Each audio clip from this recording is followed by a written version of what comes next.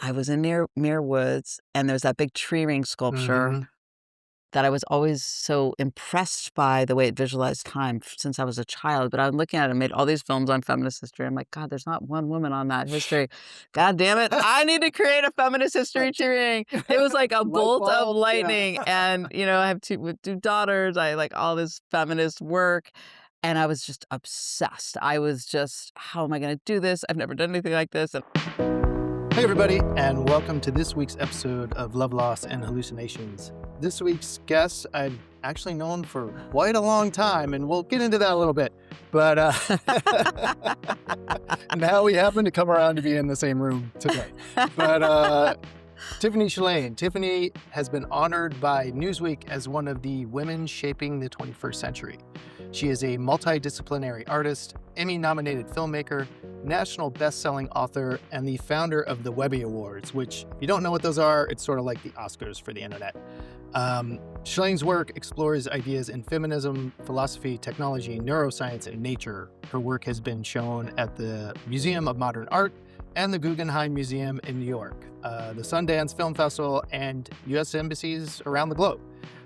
She is married and has been for quite a while, and maybe we'll talk about that a little bit. Has two daughters and lives here in Marin, California, and is a native of the Bay Area. Welcome to the show. I'm so happy to be here. Yeah, you're a native of the Bay Area. I'm a native to Mill Valley, even Oh, wow. more specifically. I grew up right near Muir Woods. I am like Wow. of the trees, and then I'm back in the trees. So you know the place well. Oh, Yeah. yes. And I guess, first, because we alluded to it, we first crossed paths when were we on the same floor in the dorm? Yeah, at UC Berkeley. UC Berkeley in 1988, just to tell you how old we are. That is That's crazy. crazy. And so we sort of like knew each other then and went our separate ways. Yeah. Maybe saw what you're up to on Facebook or something. And then you can tell this part of the story because we kind of reconnected right before Yes. COVID dropped. Yeah, so, your wife, Tiffany DeBartolo, is a wonderful writer, and I picked up her book, Sorrow. Mm. And I think I had met her once through Vendela, but it never really connected, and it was like COVID, and I knew you guys loved big dogs, which we have a big dog. She was a writer, we were the same age, we both lived in Mill Valley, we were both named Tiffany, and I literally DM'd her, I'm like, "I think we should be friends." No, it was like I've never done that, but I was like, "We should really meet up," and, 6 feet apart, it's COVID, and we met at the Mill Valley Depot and had the best time, and then we invited and then you 2, and I was like, "Scott, oh my god." Put it all together. We knew each other from UC Berkeley, and then we had you over for dinner, and it was like a great I mean, when you're in a couple, it's so nice when you're with another couple and all the Mhm. combinations get along really well, which is Yeah. always so wonderful, so Doesn't always happen. no, it's always like 3 ways one way, but not the 4-way, and we feel that way about you too. Yeah, likewise. Well, it's really interesting actually kind of bring on that tangent before we get into your work and all that other thing Yeah. is like the other night, Tiffany was like, who do you think of the couples we know, like, who do you think has like good relationships? Yeah. And I was like, we went through a couple, I was like, oh, and from the outside, at least Tiffany and Ken for Yeah, sure. And yeah. she totally agreed. And, I'm just wondering, you guys do a lot of work together. You guys, Yeah. spend a lot of time together. I know people tell Tiffany and I, cause we run our business together, like, how do you Right. not like tear each other's head off? And it's I'm so sure. No, that's so glad you brought because I'm also a child of divorce, so it's a big deal that Ken and I have been together almost 30 years, yeah. like, I would say, I'm almost 56, this in a couple weeks, actually, but my parents' divorce was Aren't our birthdays like right next to each other? yeah, I'm April 8th. April 3rd. That's my dad's birthday. Oh my gosh, we are so connected. Anyway, But sorry, go ahead. no, but I think if you are a child of divorce, you're always kind of like you didn't have a model for it, Hmm. for a good marriage, a long marriage, so it means a lot to me, but I think because my parents got divorced, I knew you had to work I knew you had to put an energy to it. Like, Mm. to me, that was really apparent, and actually, I can't remember who it was, but someone gave us advice right when we met, like, Mm. fully in love, we were just at the beginning, someone's like, "Here's my advice to you. See a couples therapist now 5 times. most people go to couples therapy when they're in trouble, Yes. and let them see you at the baseline of totally in love, you've just met. And that was the best advice. So we saw, and we both talked, Ken lost his father quite young. My parents divorced. We kind of went through it all. Mm. And then this therapist has been like this person every year. If there's some issue, we're like, oh, let's just talk to him about it. And I'll Same tell you, therapist same for 30 years. therapist. And he knows us so well. It's such a gift. And I'm scared one day he's going to retire because it's going to happen soon. But but also, he knows us so well, and it helps us, like, compartmentalize if there's some issue, we're like, "Let's talk about it with the third party." And we actually haven't seen him in, like, a couple years, so it's not like it's always, but we like knowing he's there. What do you and Yeah. Tiffany do? Well, I mean, God, what great advice. I am gonna recommend that to anybody out It's a there about really to good get one to married. pass Is just along. go ahead and see a Do it at the therapist now beginning. at the very beginning, yeah. Yeah. And the whole setting a baseline is so great. Yes.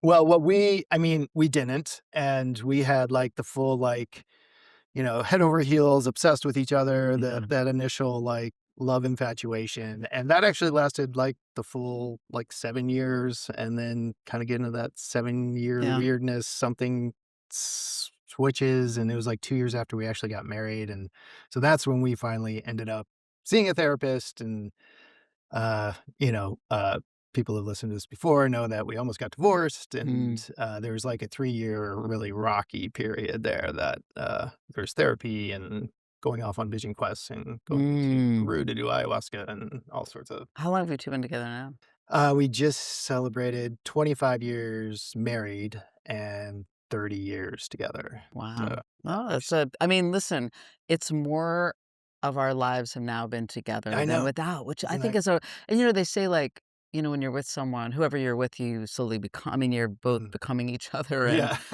yeah. so, I mean, that's a really, yeah, I mean, and even working on this art show together, Mm, because you two like run a record label together, which I always thought was so cool. But Ken and I have had independent careers, and we were always advising each other, and we've mhm. occasionally co-written movies together. But this art exhibition, Ancient Wisdom for Future Ecology, it was like the biggest thing, collaboration. And there was like a moment when we got the email from the curator, you guys should do a proposal, shows on art and science. And it was like, "Let's do this," and it was like we're diving in off the mountain, hoping the wings of our relationship would support us, but there was Mhm. a moment where like, "Okay, this is, it's gonna test the relationship," but Yeah, it actually we had so much fun. I mean, we were ready for, like, moments, but it has been surprisingly just really fun to focus on something that's together. great. Yeah. Yeah, and it says a lot about allowing each other the freedom to, like, Right. expand and contract, Yeah, and each person has try a things different out. Yeah, expertise and yep. knowing each other well enough at this point where you're like, "Okay, you've got this, I've got this," and yeah. Yeah. There definitely I don't think it happens as much anymore, but there's definitely when we were first starting the label and we weren't quite as probably evolved in our relationship, there were times when people at the office, I think, were like, "Is this about what's going on here, or is What are we this talking something at what home?" are we talking about here? No, no. I don't know. You guys at Bryan will have to tell us if, that is still a thing or if we're better at that, but Yeah, it's, that's so interesting, yeah. what do you remember anything that the therapist told you back when you those first 5 that you were like, "Oh, that's something to really, like, clue into?" Um, no, but he will bring up, "Oh, this is your issue about this," and it's like, and he's right, usually. I mean, my mom's a therapist. I'm very, pro therapy, and if you are ready for it and you find the right person, I also really believe that. I know some people, it's like finding a partner, like you need to Mhm. find the right chemistry. Like sometimes, oh, I met with someone, it didn't work. We're like, well, meet with 5 people, and we lucked out meeting with this particular person. But yeah, I mean, I think it is like anything in life. You have people that support you in your life, and having a good therapist is great. Yeah. And then also, I mean, other things that you can do that are like take you out of your mind and that are extra bonding, which I'm sure we'll get into, which I know your show delves Yeah, into. we do occasionally.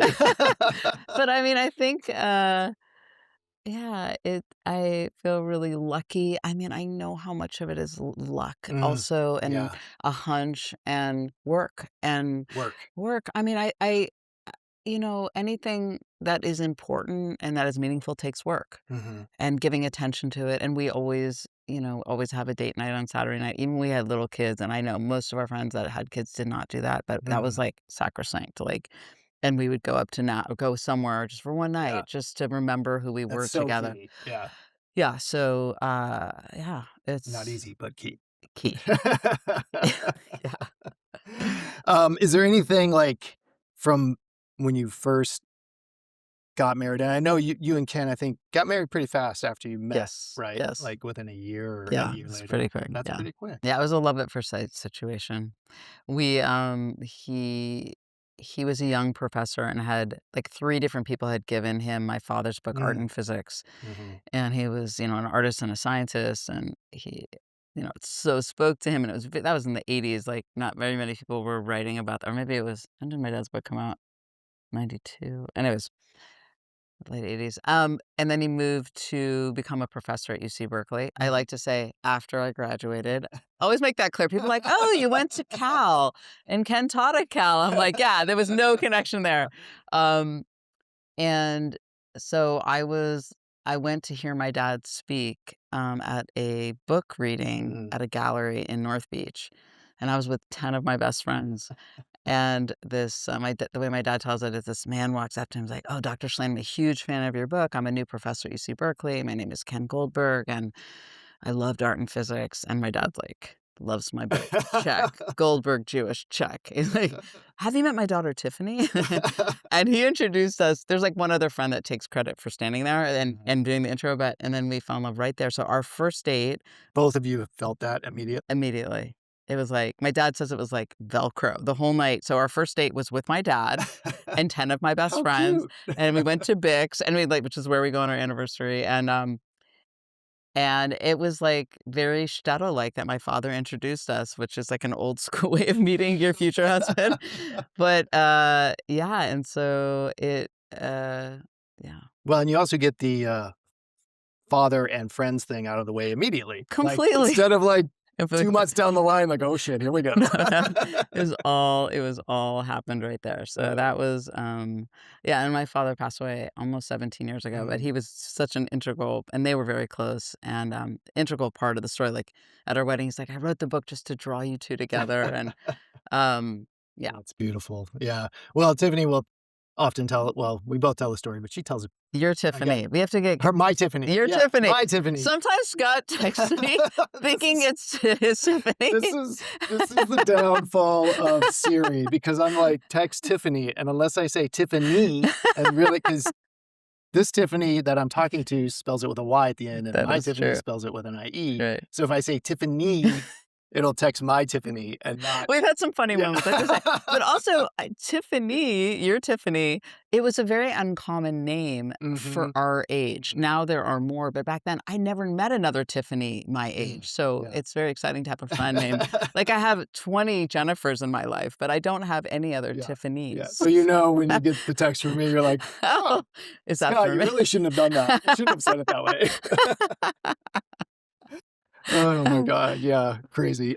Is there something, um, looking back on your relationship and say your parents and, um, like, that you hope you have instilled in your daughters about being in a loving relationship Yeah. or that you hope to if they will listen? Yeah. Well, I should say it's interesting. They had a really bad divorce that lasted for years. It was like that was the way it Your was back, parents. yeah, in Yeah. like the 80s. It was actually Marin was like the pinnacle of divorce, and everyone on my block in 1 year, every family got divorced except one. I mean, I can't even. It was so dramatic, Yeah. and I was 8, and it went till like 14, the whole experience. So I do think about that a lot because whenever my daughters have been around the age that I was going through, I'm like, "You're so lucky. You're so lucky." They have parents that love each other. And but I also was really close to both of my parents. Like, Mhm. even though I say that, my family remained close through all the craziness, and um, so I think I'm really close with my mom, who's the therapist in San Francisco, and then my late father. We were incredibly close. So I think you know I think to Ken's, and we have 2 daughters, they have great examples Mm, of, we love making each other laugh. They've seen us fight. It's not like we don't fight, but right. we work through it, but we don't fight that often. But when we do, it's like, I think they've also seen that we don't hold grudges. I think that's pretty important. I think no one in my family, like, we're kinda quick to apologize and, Yeah. like, get through it. And they know we go to a couples therapist, so I hope that they know that it's not like you do this on your own, and they always saw us go on date nights and value being together. So we love them, and but we also love our relationship, Yeah. and those things can both be true. Um, yeah, I hope that they, they had a model for what I did. But it's interesting, both my brother and sister and I are all in long marriages. So there's been all these studies about Mm, that generation that I came from where everyone got divorced. And I understand it now. Like, there were so many women yeah. of my mom's generation that just wanted careers and there wasn't a path. It was like they all had kids more earlier than they wanted Right. to, and then the women's lib movement was starting. And I think back then they thought the only way to truly have a career was to blow up their marriage. Yeah. So I think that that is not the case today, and I think men are much more involved in raising kids and more participatory parents, or I hope the kind of men that our daughters would be attracted to. Yeah. But men have, I mean, the whole generation of men. I mean, you guys are all so much more emotionally, Mm, and talk about your emotions. I mean, I was always so struck that about you, even the way you talk about your whole evolution. You're so in touch with your feelings, and now. that's Yeah. yeah. Well, But that I was mean, part of the reason why we separated back in the right. day. But But you're yeah. so evolved as I'm meeting you now, so that Thank you. I think is a beautiful evolution that a lot of Yeah. men have changed from more of my father's generation, which was like they're bringing home the living and the women are taking care of the kids, and Mhm. so, Yeah. and that of course changed in like the 80s, 70s and 80s and stuff. But Yeah. Yeah. Well, thank you for saying that. Definitely put a lot of work into you like can tell. I mean, becoming, being able to communicate my communicate emotions in feelings. that way. Which actually, total aside, have you by chance seen the documentary Manosphere on That's Netflix yet? so funny. Ken and Because I just started watching it. I was did you? too late, but I just watched Okay. the The beginning. very beginning. Okay. Well, maybe we'll have it to have a conversation about that. But it's sort of What along is the those like, yeah, what's the gist lines. of it? I mean, it's basically like the whole that the guy goes and talks to these like I saw them, the 20 influencers. somethings Yeah. who are like influencers and are very like it's all about the money and the babes and like I there's so and you can just see like the wall of insecurity that's like yeah, right behind the surface, you know? right. And the most upsetting part of that to me is that these guys have, millions of I followers know. and there's parts of them walking through the street and all these young boys, like I saw that, like, teenagers, high-fiving what? Yeah, them dude, and you're the coolest. And I'm like, dude, you are setting yourself for like up for just a yeah, sad, hollow existence because you're not going to fully be able to express what you're experiencing in your yeah. life. Yeah, no, I saw a little bit of that show and Yeah. I was like, "Okay, this will give me nightmares. I think I need to watch it when I ever." Yeah. Yeah, no, but I mean, it is, I think, I mean, that's a whole separate It conversation. I just is. think, like, if I know eventually we're gonna get into phones and screens on and screens off because I wrote a book about it, but, I think I do believe that eventually you're in a relationship, you have to put your phones down because Mhm. a relationship will not survive if you're not connecting Yeah. for real. It just won't. And you'll be, so I think what the little bit of that show I saw was just the magnification in the worst way of Yeah. this kind of, um, yeah, glamorized version of what a man should be, which is so far from what a woman wants to connect to Right. on any Right. level. I'm like, if you're looking for a real meaningful Oh my connected relationship, god. this is not the road. Yeah, And it's exactly. just sucks that there aren't like equivalents that I know of on That that show the other side that side. show the other side. But yes, your book, since you brought it up, 24/6, I got it right here. Love Yes. it. Um, Thank you. tell me, I mean, I know the basis of it because I read it, but Yes. you can Okay, I'm gonna give you, like, the 30,000-foot view. Is tell. like, was always okay, how far do I go back? I was super into tech. I mean, Mhm. my brother and I had an Apple IIe. Wow. We were super into the early computers, and we used to, first play games on it. Then when I went to Redwood High School, I had the first Mac, and I was on the school newspaper, the Redwood Bark, and I was one of the first students to kinda help it become digital. Like, we used to use tape and all this, and then I used to connect to the library. I'm like, "Oh my god, with a modem." this is gonna change the world, and, one of my best friends was from Iran. My family was from Mm, Odessa, Ukraine. My grandfather had escaped because he was Jewish. His whole family died, was murdered. I was fascinated with going back to Odessa, Ukraine. Um, so here I had this best friend was from also this enemy country at the time. My family was from yeah. Russia. And we both were like, "What if we could connect modems and with students, and we'd all connect over the internet?" Or it wasn't called the internet. We could all connect through our personal computers and modems, and maybe world peace could happen. Right. And we wrote this proposal to Congresswoman Barbara Boxer at the time. And from that, like simple concept paper, pretty much, I got invited to be a student ambassador in the Soviet Union when I was 18. Wow. Went there after Redwood before UC Berkeley to talk about the power of personal computers to connect us. Well, no one had personal computers in the Soviet Union. They were in What are bread you lines. I'm like, talking about? "You're, like, from Marin, and I don't even know what you're talking about, but we don't have enough food." So it was like a big bubble burst, and I realized, like, this is not gonna happen anytime soon.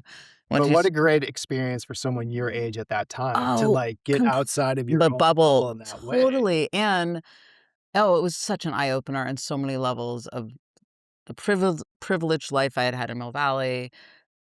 Also trying to find my roots, like, Mm, no one was left that oof. I could find then. I recently have discovered there was 2 cousins that had escaped, but, um and I've reconnected with them. But it was really eye-opening. And then I went to Berkeley, studied a lot of philosophy, science, eventually film. I thought, "Oh my gosh, this is what I'm gonna do."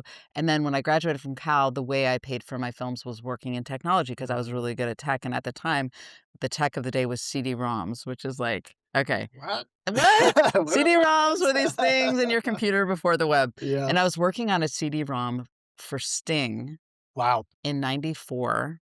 Like music and video Like, scores I was trying to combined make sort a of thing? CD-ROM for Sting's and I got hired really young. It was this crazy job. I met Sting in London to talk about it. I mean, he was like my dreamboat musician Yeah, all throughout yeah. high school. It was a crazy story, but whatever. That's another thing. So, and someone said to me when I was working on that CD-ROM, "Tiffany, there's a thing called a website where people who love Sting's music are all on this new thing called the web." And it was like, ding, ding, ding, ding, ding. Oh my gosh, what I was writing about however many Yeah. years ago. It's here, it's here, it's here. And then then right after that, I started the Webby Awards, and that was in '96. I was 26 Wow. years old. And then I met Ken at 27, 26 or 27. It's just starting the Webbies. And then the Webbies just like, it just was right place, Took right its own time. life. And I was Yeah. a woman in tech, which was very rare at the time. And it was like riding and building and driving a rocket ship. And I creatively, though, here I was this filmmaker who had worked in tech just to pay for my films, and I had also wanted to go to art school, which I couldn't afford to do.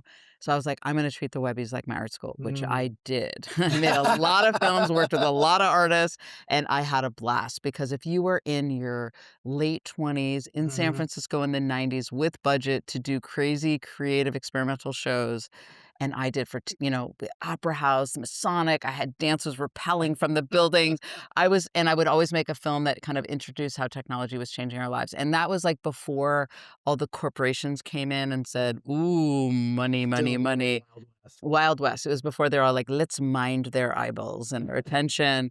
So, but then it started to change, Yeah. and I remember it started to change, and I was like, "Ooh, this is not what I was excited about." I was excited about this medium to connect ideas and people from all over the world, and now commerce has come in, and it's really changing the business model, manipulating us, all this stuff. And then I knew I wanted to go back to filmmaking combined with everything I had learned from the web. So I sold the Webby Awards at about nearly a decade into it. It's about to have its 30-year anniversary Crazy. in New York in May. It's so crazy. I can't even. Will you be going to that?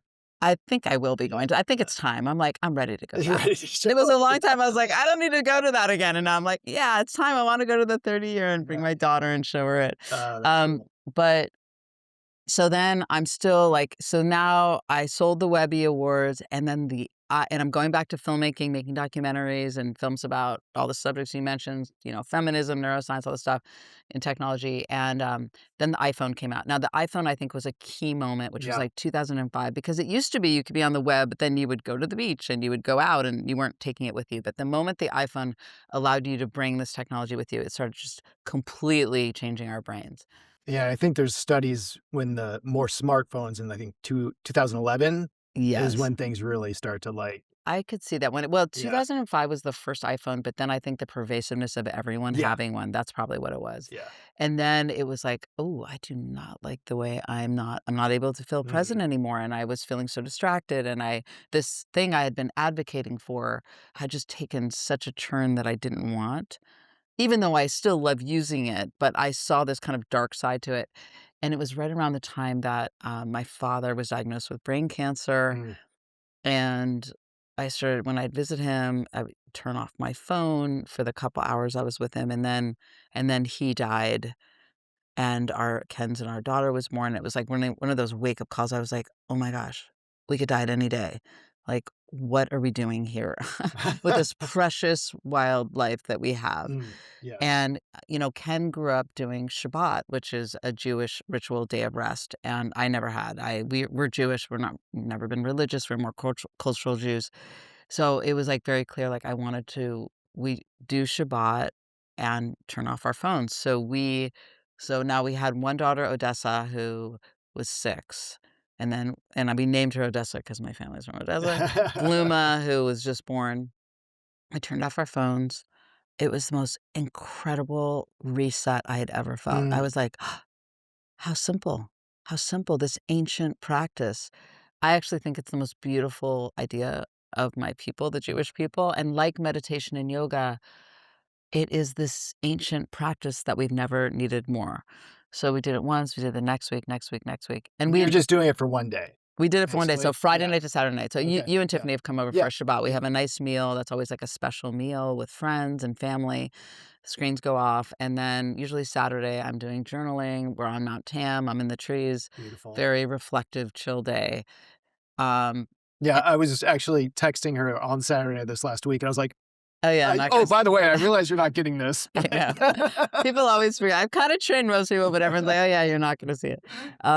And we just kept doing it, and the benefits got better and better, like, I Mm. started just looking forward to Saturdays and this Friday nights in this incredible way, and then creatively, I mean, I'm sure you and Tiffany are like this too. I look at creativity, when do I feel most creative? And all of my best ideas always come on Oh, yeah. Saturday, I'm sure. and I'm a Yeah. journaler, so I can just see the ideas that I am, like, circling and going, "I wanna do that idea," or even have the space to like, let my mind have the idea because we're being forced with so much input all the time that we're not giving our brains the most juicy, delicious stage, which is just it's called the default mode network in Yes. neuroscience, which is letting your mind wander and letting your mind process what it already knows with experiences you've had with new information you might have learned and making new ideas. So, just the benefits got better and better, and just even as parenting and just as a person, as a wife, as a Yeah. human.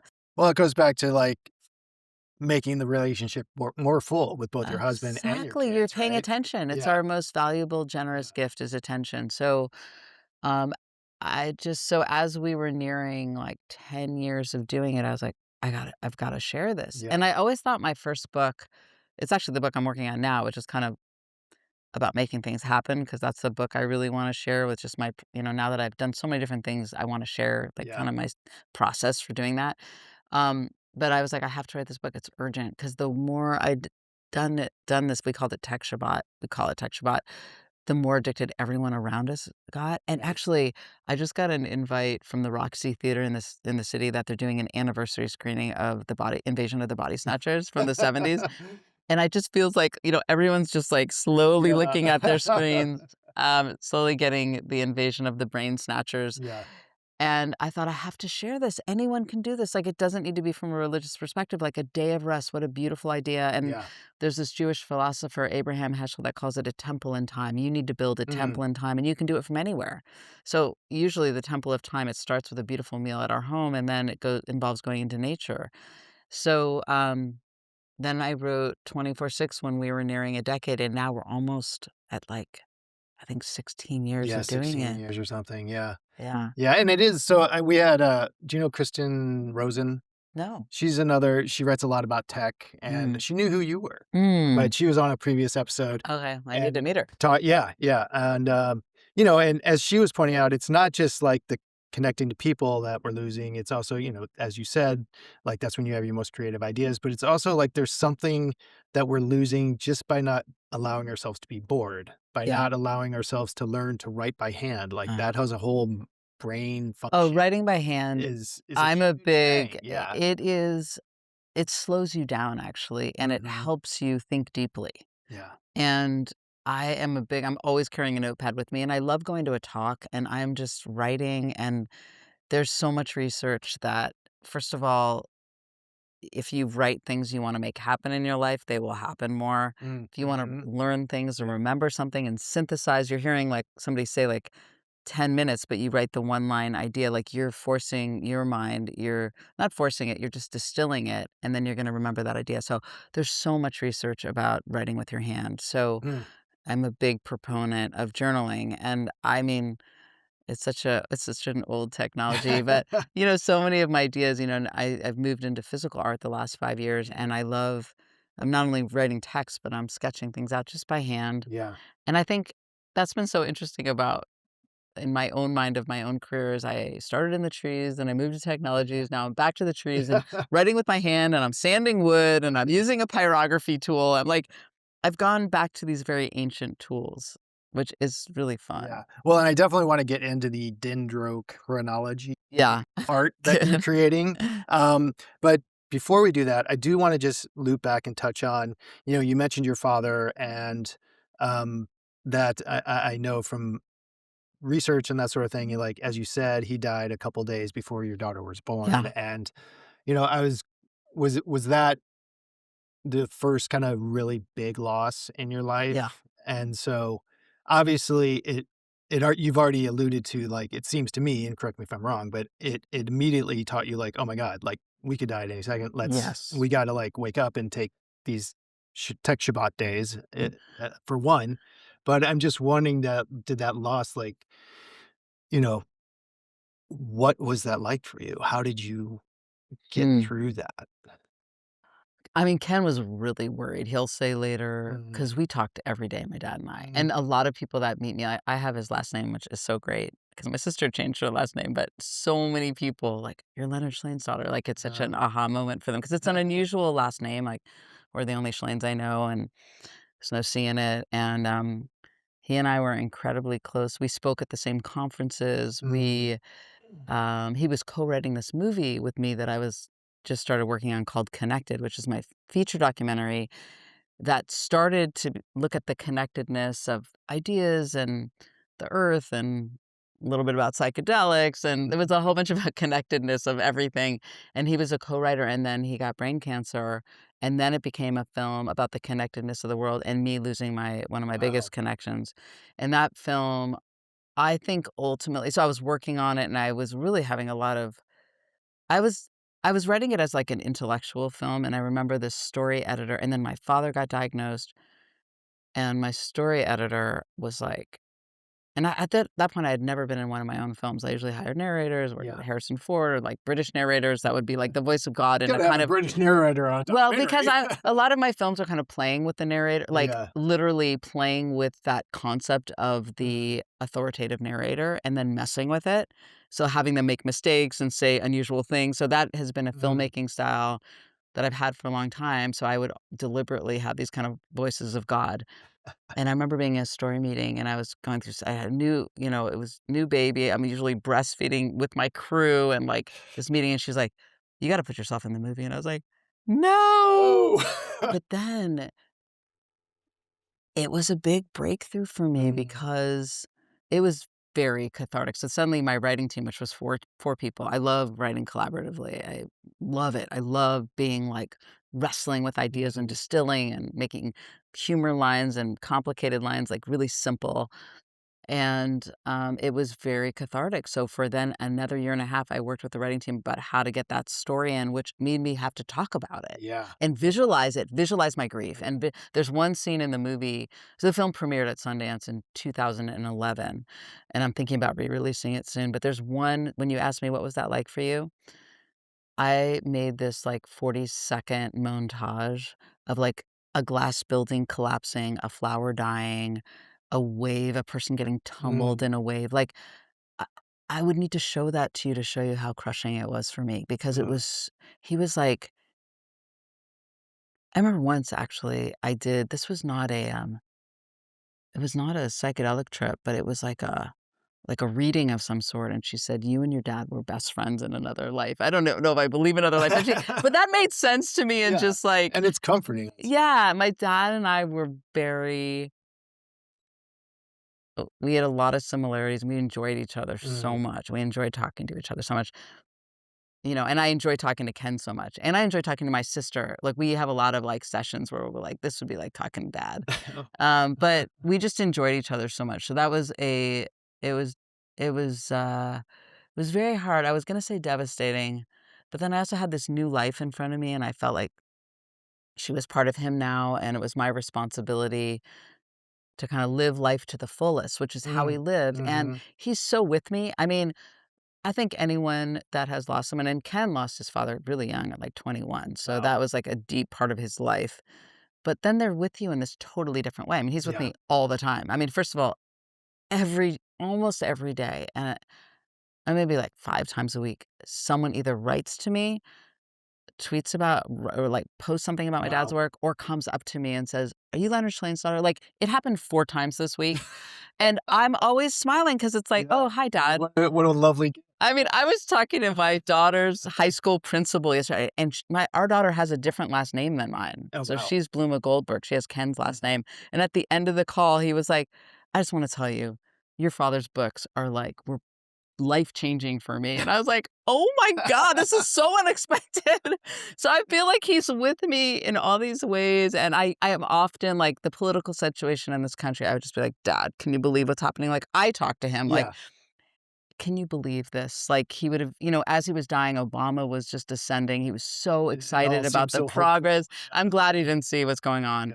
Yeah. But I do a lot of people write, "What do you think your dad would say?" And some people have posted essays because my dad wrote a lot about in addition to art and physics, he wrote about God, how powerful women are in Mhm. goddess culture, and he really Mm. believed that Yeah. women more powerful than men, and, like, if we had more women leaders, all this Yeah, the stuff. one book, The Goddess, the Yeah, that alphabet, versus the goddess, yeah. yeah.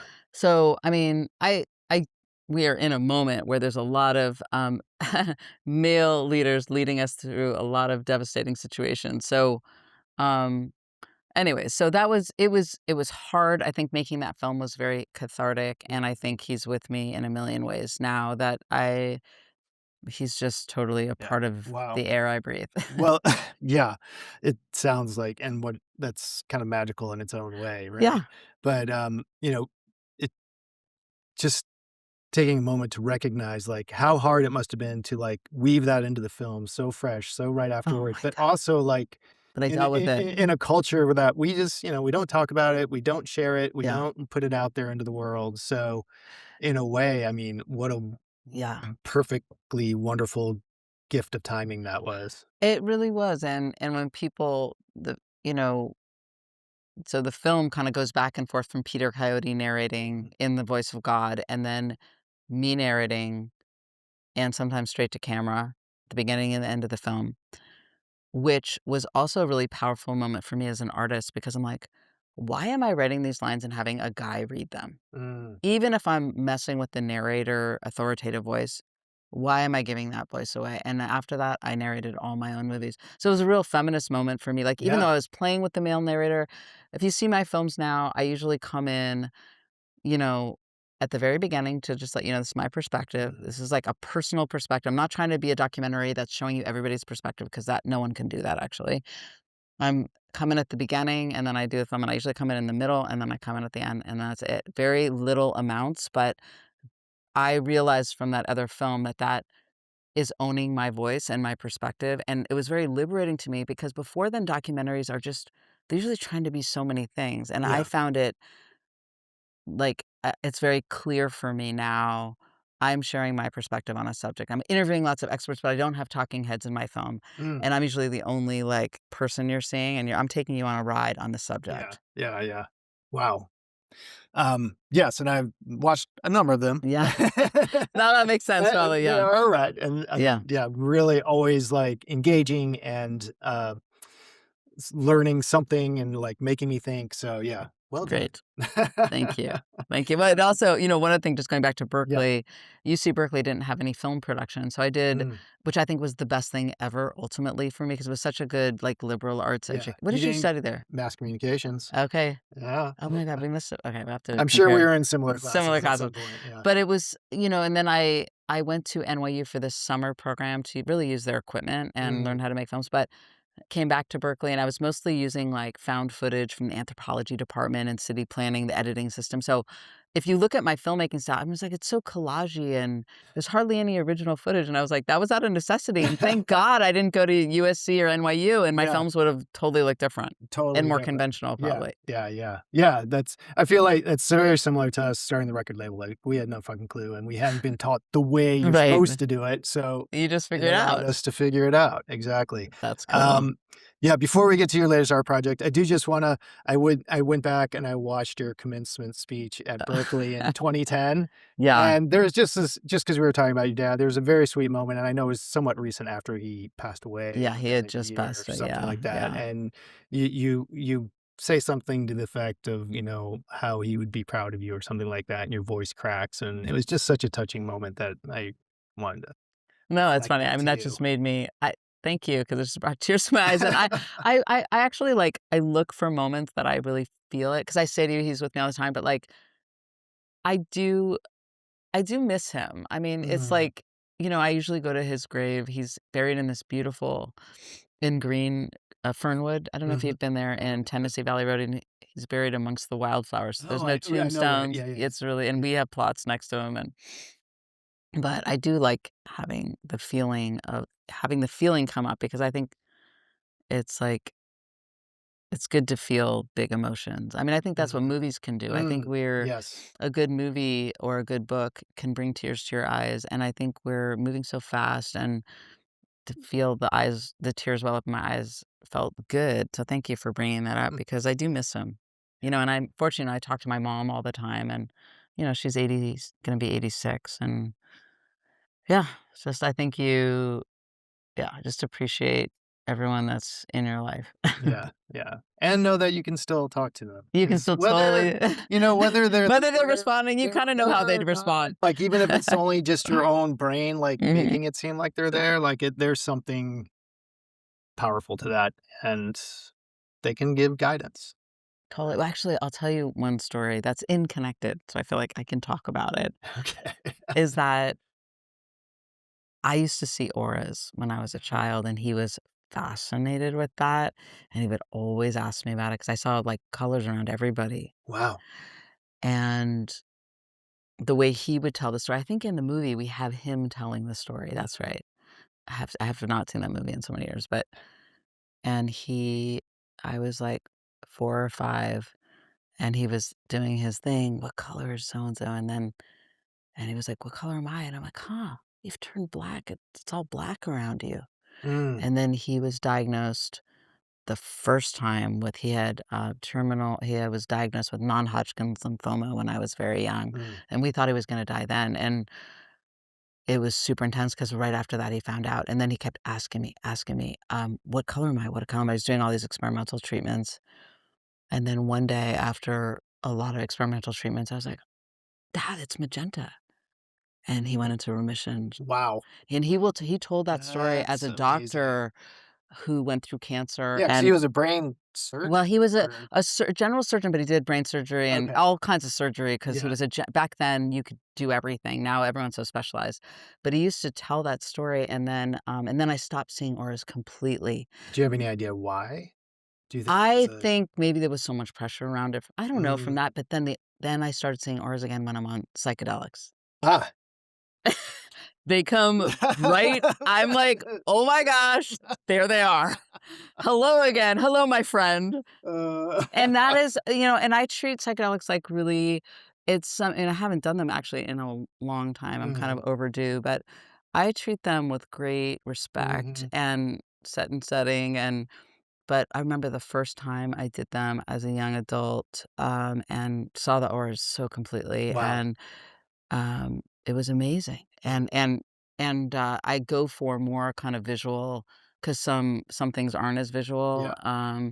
but they're very powerful because I feel and I wish somebody said, "I bet you could work with someone to see them more regularly," but it's so much to see them. I mean, it's like I wouldn't know how to get about like, I'd be talking to you and be like, "Whoa, Like we're that's having so this much interview and information." there's like, I mean, in some ways, like, psychedelics, like, our normal lives, we're not seeing all the layers that are there, right. right? Yep, And you exactly. take this portal into this world, it's like this gift of time to see the bigger interconnections of Hmm. everything, and I wouldn't wanna see them all the time. It's a lot. I imagine. It was a lot for me as a kid, and then but I do really value them as a, like, portal into seeing all the interwoven connections and things that you don't normally see.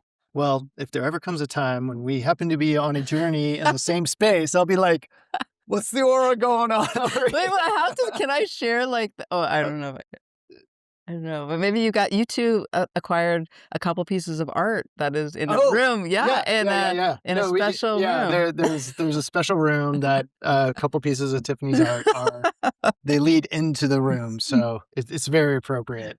Yeah, but, Yeah. I mean, I think, like, I've made a lot of films about the brain, I mean, Mhm. since that, and I do know that I just made a film recently on the teen brain that I spent a lot of time with neuroscientists and psychologists, and I'm pretty clear at this point in my life, especially having young adults and a teenage daughter, that your brain should go through a period of development. Yeah. They say the brain stops developing at around 25, and that is the best time to start exploring that because I think there's so much research coming out right now, even with marijuana, if your brain is still developing, a developing brain having, these experiences can really change the shape of it. Yeah. So I I I think that great respect and right time and place is Yeah, yeah, it's so key. Time, place, setting, the whole thing. intentionality, all of Intentionality. that, and well, and it's also, and of course, it's like, okay, the brain, like, is finally fully developed at 25, and when is, like, younger adults, like, getting access to all this stuff? Between 18 and 22, I know, So, right, and like, it's like, treat just, with care, you treat know with care. I mean, yeah, we're old, like, and 50 also almost, and but everything is, like, on a no one's exactly 25, your yeah, yeah, brain, it yeah, of stops, course, of but, like, course. everybody's different, and we're all on a spectrum of something, and all of those things. I think that, but I do now that I've made so many, I'm trying to visualize in a lot of my films through animation and through different visuals, like how the brain works. And it is really interesting for people with depression or trauma. There's so many Mm, interesting work happening around so that. much. And, Yeah, I PTSD. have Yeah. I've gone through when I was in my early 20s, 2 bouts of depression, like when I kept running out of money on one of my movies called Mm. Zoli's Brain, ironically. And, but, I think if someone's deeply depressed to have access besides all the Western medicine with pills, like Yeah. these psychedelics and MDMA and all these things that they're showing can really help you get out of a deep depression is really powerful that there's, more tools for that. Yeah, yeah, there's something like, don't quote me on the statistic, but like psychedelic trip can be 75% more effective than antidepressants Yeah, I mean, for at least a 6 week to 3 month period. yeah, and regenerating Yeah. there's so much cool stuff in that space, yeah. Um, but last but not least, there's still so much. But yeah, so you have this amazing artwork installation that you and Ken did together. We did it It's at together. the DeRosa in San Francisco right Yeah. now till April 11th. So a couple weeks left for you in the Bay Area. Definitely go check it out. Yes.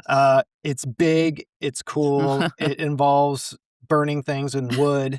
Get into it. I li Okay, I like the way you described it. Well, it kinda started so I told you, like, I made was making films for 25 I was Webbies, then making films, went back to filmmaking, and then wrote this book and narrated my movies, and the Museum of Modern Art in New York was like, "We want you to be in this program." I'm like, "Well, I've always wanted to do a live documentary on stage," and kind of incorporating some of the things I experimented with the Webbies. So February 15th, 2020, MoMA premiered a show that I did called Dear Human, which is all about my journey with like technology and nature, Mm, all this stuff we talked mhm. about, but in a very visual way with audience participation, live music, all this stuff. It was like peak moment in my career. And I thought, this is what I'm going to do. I'm going to do live documentaries in theaters. And of course, COVID happened like 2 weeks later. So I had one show. I've only done it once. I'm like aiming to do it again. Waiting to bring it back. Yeah, Exactly. with all my Yeah. new tree work. So And I remember going, I thought, "Oh, this is what I'm gonna do," and then I got home, and then the world shut down. I'm like, "Maybe this is not what I'm gonna do."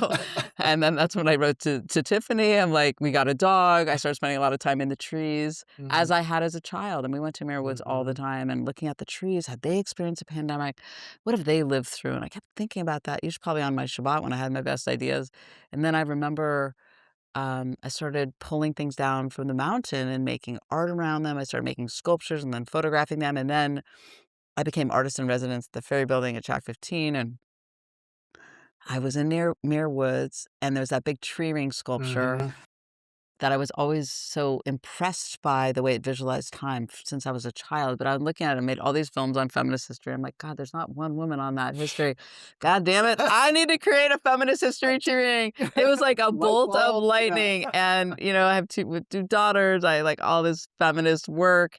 And I was just obsessed. I was just, how am I going to do this? I've never done anything like this. And I distilled all the history from my films and learned how to get burned on the wood. Anyway, so I made my first piece, Dendrofeminology, a feminist history treeing And that, dendrochronology right. is the Yeah. normal. Yeah. So Yeah, dendro means tree and yeah, chronology is time. So that's the science of tree ring dating. And normally every ring is a year. yeah. Drought, the rings are closer together. When there's a lot of rain, they're further apart.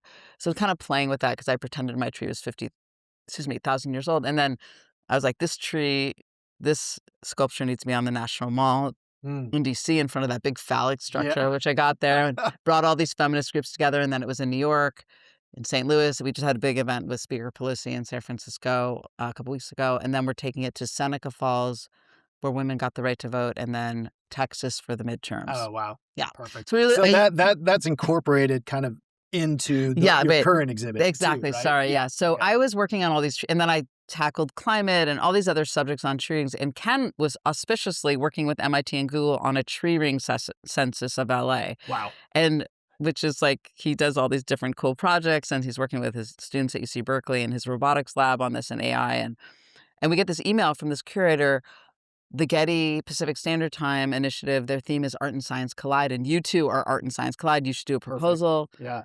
And we were like, okay. And we did. And we're like, let's bring together both of our tree work and we've co-written movies together. Let's co-write some tree ring histories together. So we tackled the history of science. We have the history of California through trees. And we have some AI components where we make these tree tributes for Mm, you. Anyways, it's got a whole bunch of, and there's like this giant swing set with swings made out of tree rings and have to do with time. So, anyways, it was in LA for 5 months. It was super exciting. But it's been amazing to have it in San Francisco because yeah. so much of the ideas in it were inspired by the Bay Area, the oldest trees in the world in Muir Woods, and all the new technologies with AI. And a lot of Ken's work, like Ken's been in the Whitney Biennial, and he's done art and art installations the whole time I've known him. And his work is always looking at how technology, it like challenges like what's real, what's not Mhm. real, and uses technology to make us look at nature in new ways. So he has this famous project, the Telegarden, which is also in the show, which is like a robot in a garden, which is a commentary on what you can't do with technology. Anyway, so the show in LA was 1,000 square foot footprint. The show here is 7,000 square feet. Wow. Just to give you like, so this curator Twyla Ruby from DeRosa Center for Contemporary Art, which is normally in Napa, they just opened a San Francisco Okay. museum location, gorgeous space in the Minnesota Street Project. So 7 times the size. So she's like, let's also show your individual work, and then we'll show you what you did together. She's been super Wow. amazing to work with. So any of your listeners, this is your chance. It'll never be in this gore. I mean, we're gonna travel Never. it more, but Yeah. you feel like This this, massive scale. right? And also, like, at this point, we worked on it for 4 years, and it's just a couple more weeks, and we're having a closing night dance party, which Mhm. you guys are coming to, Yes, we are. April 11th. We have this great band, the Hot Einsteins, and it's gonna Perfect be name. perfect name, and we're gonna have a great, closing event, so people should come and see the show before it comes down. It's a little bittersweet when a show comes down, you're like, Yeah. and then it's poof, Well, it's gone. looking back over these 4 years, like, what of this type of art that you've created, what have you loved the most about it? Like, what you just, like, wake up in the morning and go, "Oh my god, that was so fucking cool." I think going back to the marriage thing that we Mm, started with yeah. is that Ken and I made this one piece of art. I'll have to show you guys. I think you would it would speak to you. It's called One Long Conversation, and I found this branch on Mount Tam, and I put these 2 figurines on it, a man and a woman, and I call the piece One Long Conversation, and I think when you're with someone, as we both have for almost 30 years, Hmm. you're having one long conversation about all these different Yes. subjects. And I think what was so exciting about this show is we got to turn those conversations and, like, think of them in new ways and turn them into physical art. Mm. So each of the tree rings, each of the subjects, one's on science, one's on we have a tree of knowledge that has all the big questions humans have asked since the beginning of time. 10,000 pounds, people. When 10,000 I say pound it's piece. some big pieces, it's some big fucking Big pieces. pieces. And so then we suddenly have, like, physical embodiments of these conversations we've been Mm. having for 30 years, and we also do, like, they're big wood sculptures, and we also do, like, framed prints of them for collectors, and, like, that's what we have in our house is a framed print of one of our pieces, and it's like, that's kind of our conversation in an art piece. Mm. So I think that is exciting to take something you've been kinda chewing on For 30 years. 30 years, turn it into a physical art sculpture, and then make a print of it that can hang in your home, and you're like, "Oh." The way we feel about that topic will continue to evolve. Yeah, yeah, of But this is, course. like, where we are 30 years in on that Yeah. topic. Well, and that's such a great little looping it back around is something that allows, I think, and see if you agree, to be in a relationship is allowing each other to evolve and Yes. giving each other space and not holding you to like if Tiffany held me to who I was at whatever, what, Exactly. You 24, hey, keep fall well, I love saying to Cal, I'll be like, "I just fell in love with you again." Like, this yeah, new version. Like, hopefully, you're, like you're each changing and co-growing, yeah, exactly. co-evolving, and that's what keeps it interesting is you're not the same person. When I think about who I was in my 20s, and I just feel like I'm just so much more comfortable with myself, Yeah. and I It's love just my really not fair. Ugh, But I know, and just, like, the friendships, I love how mm, long I've known people. I love that I'm sitting across from you and I'm like, we saw each other freshman year. How yeah. cool is that?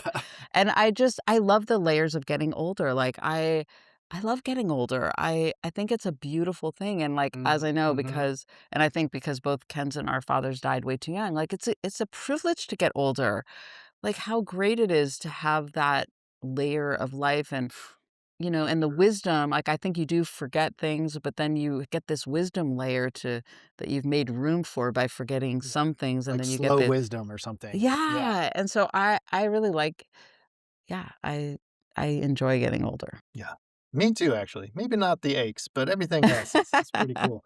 Um, so winding down here, 3 little speed questions. Okay, Um, First one is, have you had any sort of hallucination? And that doesn't have to involve psychedelics. It could be okay. like a dream or, something you thought was going to be one way and turned out to be something else. And like the last year or two that you're like, oh, wow, that really, I didn't think it was going to go like that. Or it was a sight or, Well, I think this art show keeps kind of mm, evolving in ways that surprise me, like, I made this giant swing set that I call Swing State, and I wanna now travel that. I think the art surprises me. You think one thing and then it takes you into another direction, but it keeps also the show keeps kinda growing, mm, which is interesting, yeah, and that's really fun to travel a show. You work so hard on it, and then you go to a new location and it becomes something totally different. wow, So I that's think cool. that is exciting. I'm like, "Where's it gonna go Yeah. next?" I don't know, but that's gonna be interesting. Yeah, that is, I mean, just the cool thing about art in general. Like you put something out there and you have no idea how it's Right, going to and it brings blossom you and such a be. lots of interesting people, Yeah. like, just all these interesting people. I was on this Zoom c for this organization called Tree Sisters out of London, of people that love trees and Mm, art, and you just meet so many interesting people that have the same love of something as you, yeah. which is always fun. Yeah. And just a quick aside, I do happen to have a redwood tattooed on my side, FYI. You need to show that to me. Maybe we'll post a picture of it. Okay, was Just it a okay, little like, which whoa. side? Whoa, okay. I did not know that. Yeah, yeah, yeah. That's So, cool. Arwen Moonrise. Have you met Arwen, our friend? No, She's an amazing she tattooist did the in the tattoo. city. Yeah. Oh, So, cool. um, okay. Second question. Yeah. What is something you have lost in the last year or two? Huh. And this could be good or bad. Doesn't have to be a negative. Okay. I guess I I need to believe that our democracy is gonna Mm, hold out, and I wrestle with yeah. believing. I mean, Ken and I always call ourselves opticists, which is like optimism with a healthy dose of skepticism if you know history, but I am an optimist in so many ways, but and I don't wanna say I've lost it, but I'm clinging.